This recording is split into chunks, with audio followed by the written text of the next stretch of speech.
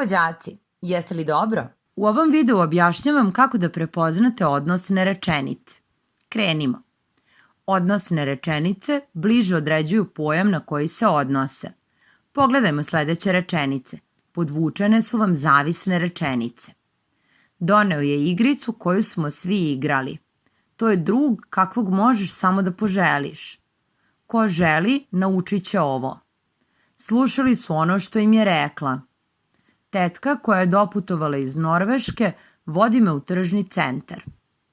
Sada ćemo zavisne rečenice da zamenimo jednom rečju koja će imati isto značenje. Prva rečenica glasi: doneo je igricu koju smo svi igrali. Odnosnu rečenicu koju smo svi igrali zamenimo rečju novu. Sada rečenica glasi: doneo je novu igricu. Koju službu ima reč novu?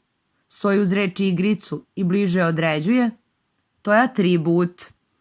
Tako i naša odnosna rečenica ima službu atributa. Hajmo drugi primer. To je drug kakvog možeš samo da poželiš. Odnosnu rečenicu kakvog možeš samo da poželiš zamenila sam rečju dobar. To je dobar drug. Koju službu ima reč dobar? Stoji uz reč drug i bliže je određuje? To je atribut. Tako i naša odnosna rečenica ima službu atributa. Sledeći primer glasi: ko želi, naučit će ovo. Zamenimo rečenicu ko želi jednom rečju. Recimo Relja. Relja će ovo naučiti. Koju službu ima Relja u ovoj rečenici? To je subjekat.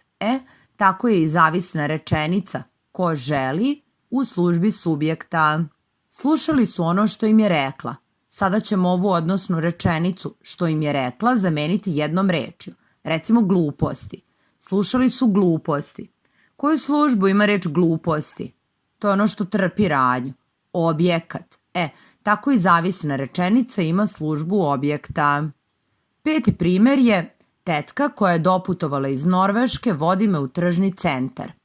Pretpostavljam da svi vrlo dobro vidite obe ove zapete koje vas odmah podsete, ili bi bar trebalo da vas podsete, na apoziciju. Ovo je odnosna rečenica u službi apozicije. Mislim, mogu ja sad da vam pričam i teoriju o tome zašto je ovo apozicija, ali kapiram da vam to neće ni malo pomoći, a da će vas mnogo smoriti. I ima još samo jedna sitnica. Imate li snage? Ajmo još malo.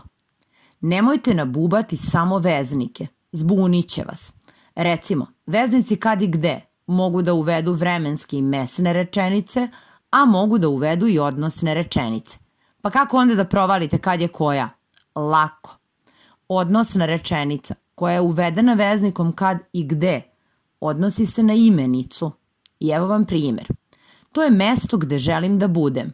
Zavisna rečenica gde želim da budem odnosi se na reč mesto iz prethodne rečenice.